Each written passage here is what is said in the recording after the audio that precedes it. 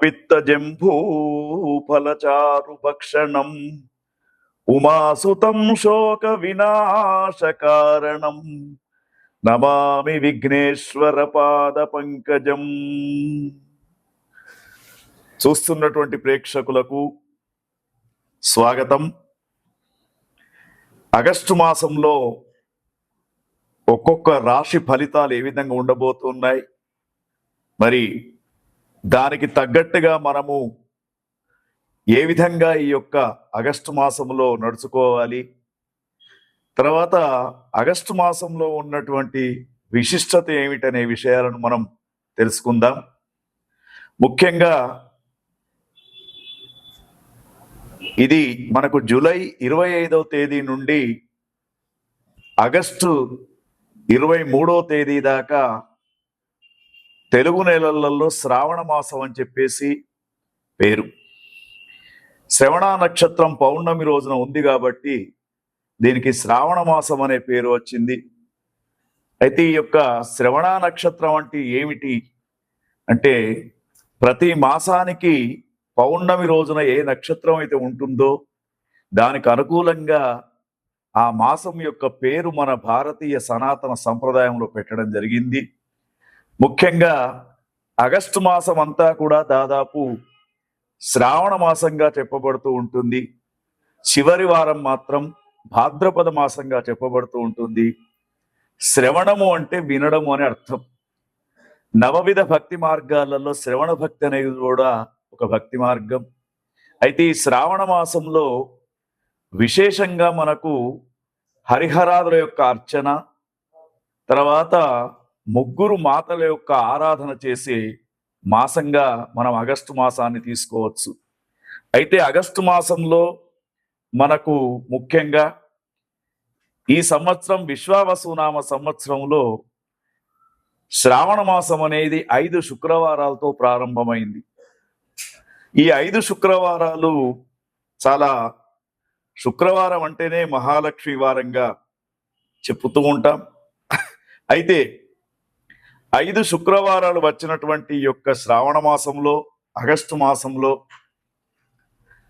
చాలా మహాలక్ష్మి యొక్క అనుగ్రహం అందరికీ కలుగుతూ ఉంటుంది. కాబట్టి ఈ శ్రావణ మాసంలో శుక్రవారం మహాలక్ష్మి పూజన చేసుకోవడం, వరలక్ష్మి పూజన చేసుకోవడం, మంగళవారం రోజున మంగళ గౌరీ వ్రతం అని చెప్పేసి ఆ యొక్క జగన్మాత జగజ్జన్ని ఆది పరాశక్తి అయినటువంటి అమ్మవారికి సంబంధించినటువంటి కొత్తగా నూతనంగా పెళ్ళైనటువంటి అమ్మాయిలు గౌరీ ఆరాధన చేసుకోవడానికి, అంటే పెళ్ళైనటువంటి సంవత్సరం నుండి 5 సంవత్సరాలు గౌరీ ఆరాధన చేసుకునే మాసం ఆగస్టు మాసంగా శ్రావణ మాసంగా చెప్పబడుతూ ఉంది. అయితే ఈ యొక్క శ్రావణ మాసంలో విశేషమైనటువంటి పండుగలలో ముఖ్యంగా మనకు వరలక్ష్మి వ్రతం ఒకటి, నాగుల పంచమి అని చెప్పేసి వస్తూ ఉంటుంది. ఎవరికైతే జ్యోతిష్ శాస్త్ర రీత్యా రాహుకేతువుల మధ్య అన్ని గ్రహాలు బంధించబడి ఉంటుందో వాళ్లకు కాలసర్ప దోషం ఉన్నట్టు మనకు జ్యోతిష్ శాస్త్రం చెప్తూ ఉంది. ఈ కాలసర్ప దోషం ఉన్నటువంటి వారు ముఖ్యంగా నాగుల పంచమి రోజున పుట్టలో పాలు పోయడం, నాగ ఆరాధన చేయడం అనేది విశేషంగా మనం ఆగస్టు మాసంలోనే చేస్తూ ఉంటాం. తర్వాత మరొక పండుగ వరలక్ష్మి వ్రతం అంటాం.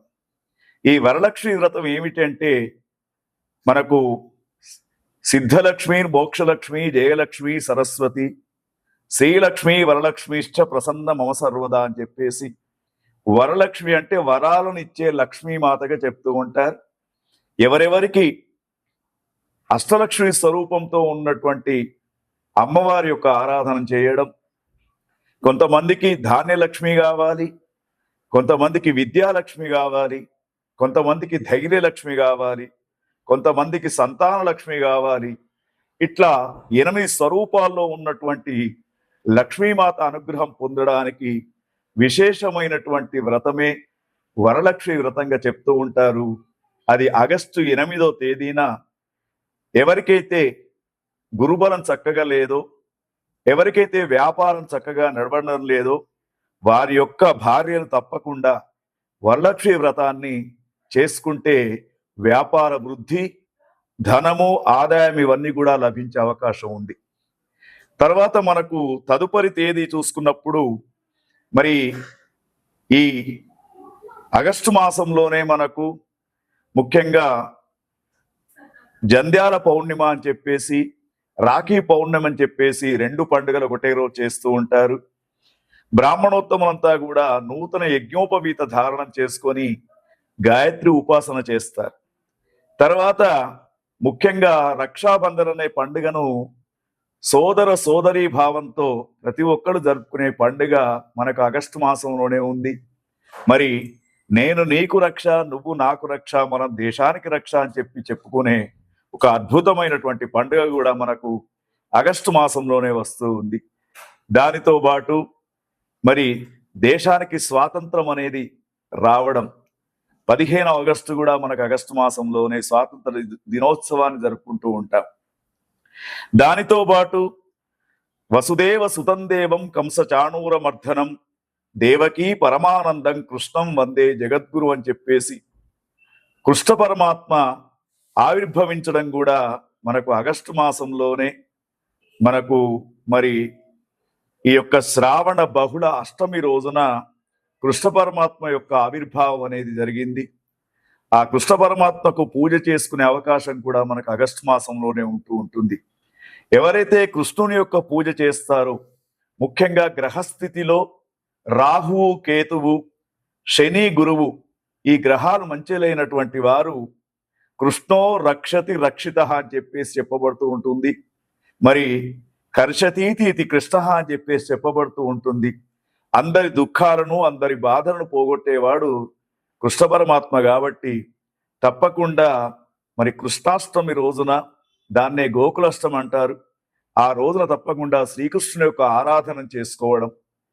ముఖ్యంగా వివాహమైన తర్వాత 4-5 సంవత్సరాల నుండి కూడా సంతానం కానటువంటి వారు తప్పకుండా గోకులాష్టమి, కృష్ణాష్టమి రోజున కృష్ణ పరమాత్మ యొక్క పూజా విధానంతో షోడశ ఉపచార పూజాది కార్యక్రమాలు చేసుకుంటారో, తర్వాత కృష్ణుని యొక్క అడుగులు ఏ ఇంట్లోనైతే పడుతూ ఉంటాయో వాళ్లకు సంతాన ప్రాప్తి కలిగే అవకాశం.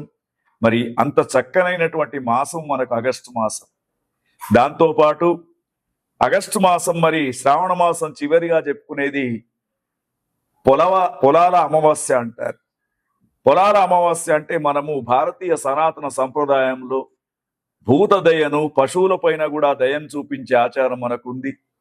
వ్యవసాయం ద్వారా మనకు రోజంతా కూడా కష్టపడి మనకు పంటలను పండిస్తున్నటువంటి ఏవైతే గేదెలు ఉంటాయో, తర్వాత ఆవులు, వీటి యొక్క ఆకారాన్ని మట్టితో తయారు చేసి వాటిని పూజించడమే పొలాల అమావాస్య అని చెప్పేసి అదొక పండుగను కూడా మనం చేసుకుంటూ ఉంటాం. మరి ఇవన్నీ కూడా మనకు ఆగస్టు మాసంలోనే చాలా వైభవంగా జరుపుకునే పండుగలు. ఆగస్టు మాసము మొత్తం కూడా ఏ రోజైనా కూడా ఒక పండుగ రూపంలో జరుపుకోవడానికి అవకాశం ఉంటుంది. కాబట్టి మనం ఇప్పుడు ఆగస్టు మాసంలో చెప్పుకోబోయే 12 రాశి ఫలితాలకు అనుగుణంగా మీకు ఏ గ్రహం అయితే బాగా లేదో, ఇప్పుడు మేము చెప్పిన దానిలో ఆ యొక్క భగవంతుని యొక్క ఆరాధన, భగవతి యొక్క ఆరాధన చేసుకొని ఈ ఆగస్టు మాసాన్ని విజయవంతంగా జరుపుకోవడానికి అవకాశం ఉంటుంది. నీలాంజన సమాభాసం రవిపుత్రం యమాగ్రజం ఛాయా మార్తాండ సంభూతం తం నమామి శనైశ్చరం. చూస్తున్నటువంటి ప్రేక్షకులకు స్వాగతం. మనం విశ్వావసునామ సంవత్సరంలో మరి ఆగస్టు మాసం యొక్క ఫలితాలను చూసినప్పుడు మకర రాశి వారికి ఏ విధంగా ఉందో చూద్దాం.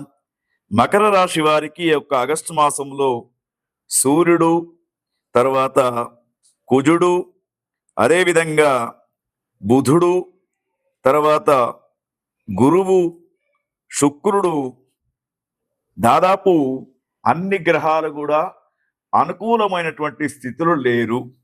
కేవలం మీకు అనుకూలమైనటువంటి స్థితి ఒకటే ఒక గ్రహం కనబడుతూ ఉంది, అది శని గ్రహం మాత్రమే. శని అనుకూలంగా ఉంది కాబట్టి ఆరోగ్యపరమైనటువంటి చిక్కులు మీకు రాకపోవచ్చు. కానీ మకర రాశి వారికి ఇది పరీక్ష కాలంగా చెప్పుకోవాలి.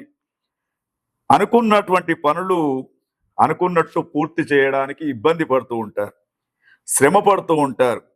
మరి కృషితో నాస్తి దుర్భిక్షం అనే విధంగా మీరు కష్టపడి పని చేస్తేనే మీకు లాభం చేకూరుతూ ఉంటుంది. వ్యాపారస్తులకు, రైతన్నలకు పంటల్లో నష్టపోయే అవకాశము, కళాకారులు ఎంత పని చేసినా కూడా గుర్తింపు రాకపోవడం, ఉద్యోగాల్లో ఉన్నటువంటి వారికి, సాఫ్ట్వేర్ రంగంలో ఉన్నటువంటి వారికి స్థానచలన మార్పులు కూడా కనబడుతూ ఉన్నాయి. తర్వాత మీ పనితీరుకు విమర్శలు ఎదుర్కొంటూ ఉంటారు. ఒక వార్త మిమ్మల్ని ఇబ్బంది పరుస్తూ ఉంటుంది. ఆరోగ్యం పైన ప్రత్యేకమైనటువంటి శ్రద్ధ పెట్టుకోండి. అయితే ముఖ్యంగా నవగ్రహ ధ్యాన శ్లోకాలు ప్రతిరోజు పఠించండి. వీలైనంత వరకు ఈ యొక్క శ్రావణ మాసములో ఆంజనేయ స్వామి ఆరాధన చేస్తే కూడా మీకు అనుకూలంగా ఉంటూ ఉంటుంది. ఓం తత్సత్.